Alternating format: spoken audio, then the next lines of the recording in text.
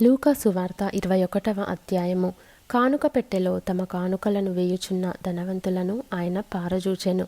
ఒక బీద విధవరాలు 2 కాసులు అందులో వేయుచుండగా చూచి, ఈ బీద విధవరాలు అందరికంటే ఎక్కువ వేసెనని మీతో నిజముగా చెప్పుచున్నాను.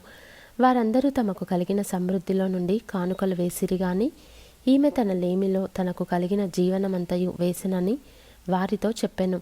కొందరు ఇది అందమైన రాళ్లతోనూ అర్పితములతోనూ శృంగారింపబడి ఉన్నదని దేవాలయమును గూర్చి మాటలాడుచుండగా, ఆయన ఈ కట్టడములు మీరు చూచుచున్నారే, వాటిలో రాతి మీద రాయి ఉండకుండా అవి పడద్రోయబడు దినములు వచ్చుచున్నవని చెప్పెను. అప్పుడు వారు, బోధకుడా, అలాగైతే ఇవి ఎప్పుడు జరుగును? ఇవి జరగబోవునని సూచన ఏమని ఆయన అడుగగా, ఆయన, మీరు మోసపోకుండా చూచుకొనుడి. అనేకులు నా పేరట వచ్చి, నేనే ఆయనననియు కాలము సమీపించననియు చెప్పుదురు. మీరు వారి వెంబడిపోకుడి. మీరు యుద్ధములను గూర్చియు కలహములను గూర్చియు వినినప్పుడు జడియకుడి. ఇవి మొదట జరగవలసియున్నవి గాని అంతము వెంటనే రాదు. మరియు ఆయన వారితో ఇట్లనెను, జనము మీదికి జనమును, రాజ్యము మీదికి రాజ్యమును లేచును. అక్కడక్కడ గొప్ప భూకంపములు కలుగును, తెగుళ్ళును కరవులను తటస్థించును. ఆకాశము నుండి మహా భయోత్పాతములను గొప్ప సూచనలను పుట్టును. ఇవన్నీ జరగక మునుపు వారు మిమ్మును బలాత్కారముగా పట్టి నా నామము నిమిత్తము మిమ్మును రాజుల యొద్దకును అధిపతుల యొద్దకును తీసుకొని పోయి సమాజ మందిరములకును చెరసాలలకును అప్పగించి హింసింతురు.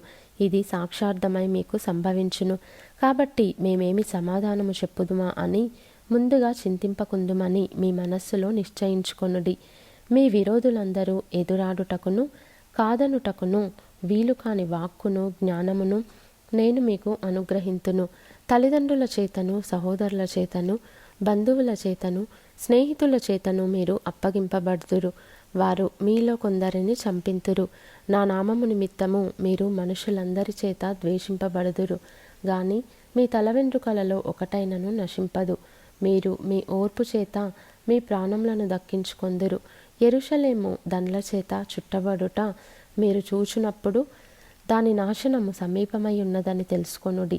అప్పుడు యూదయలో ఉండువారు కొండలకు పారిపోవలెను, దాని మధ్య నుండి వారు వెలుపలికి పోవలెను. పల్లెటూళ్ళలోని వారు దానిలో ప్రవేశింపకూడదు. లేఖనములలో వ్రాయబడినవన్నీ నెరవేరుటకై అవి ప్రతిదండన దినములు. ఆ దినములలో గర్భిణులకును పాలిచ్చువారికిని శ్రమ, భూమి మీద మిక్కిలి ఇబ్బందియు, ఈ ప్రజల మీద కోపమును వచ్చును. వారు కత్తివాత కూలుదురు. చెరపట్టబడిన వారై సమస్తమైన అన్యజనముల మధ్యకు పోవుదురు. అన్యజనముల కాలములు సంపూర్ణమగు వరకు యెరూషలేము అన్యజనముల చేత త్రొక్కబడును. మరియు సూర్య చంద్ర నక్షత్రములలో సూచనలును, భూమి మీద సముద్ర తరంగముల ఘోష వలన కలవరపడిన జనములకు శ్రమయు కలుగును. ఆకాశమందలి శక్తులు కదిలింపబడును. గనుక లోకము మీదికి రాబోవుచున్న వాటి విషయమై భయము కలిగి మనుషులు ఎదురుచూచుచు ధైర్యము చెడి కూలుదురు. అప్పుడు మనుష్య కుమారుడు ప్రభావముతోనూ మహామహిమతోనూ మేఘారూఢుడై వచ్చుట చూతురు. ఇవి జరుగనారంభించినప్పుడు మీరు ధైర్యము తెచ్చుకొని మీ తలలెత్తుకొనుడి. మీ విడుదల సమీపించుచున్నదనెను. మరియు ఆయన వారితో ఈ ఉపమానము చెప్పెను. అంజూరపు వృక్షమును సమస్త వృక్షములను చూడుడి.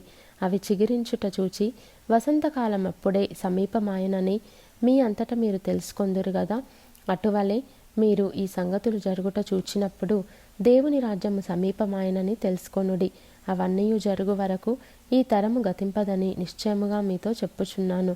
ఆకాశమును భూమియు గతించును గాని నా మాటలేమాత్రమును గతింపవు. మీ హృదయములు ఒకవేళ తిండి వలనను మత్తు వలనను ఐహిక విచారముల వలనను మందముగా ఉన్నందున ఆ దినము అకస్మాత్తుగా మీ మీదికి ఉరి వచ్చినట్టు రాకుండా మీ విషయమై మీరు జాగ్రత్తగా ఉండుడి. ఆ దినము భూమి అందంతటా నివసించు వారందరి మీదికి అకస్మాత్తుగా వచ్చును. కాబట్టి మీరు జరగబోవు వీటి నెలను తప్పించుకొని మనుష్య కుమారుని ఎదుట నిలవబడుటకు శక్తిగల వారగునట్లు ఎల్లప్పుడూ ప్రార్థన చేయుచు మెలకువగా ఉండుడని చెప్పెను. ఆయన ప్రతిదినము పగటియందు దేవాలయంలో బోధించుచు రాత్రివేళ ఒలీవల కొండకు వెళ్ళుచు కాలము గడుపుచుండెను. ప్రజలందరూ ఆయన మాట వినుటకు దేవాలయంలో ఆయన యొద్దకు పెందలకడ వచ్చుచుండిరి.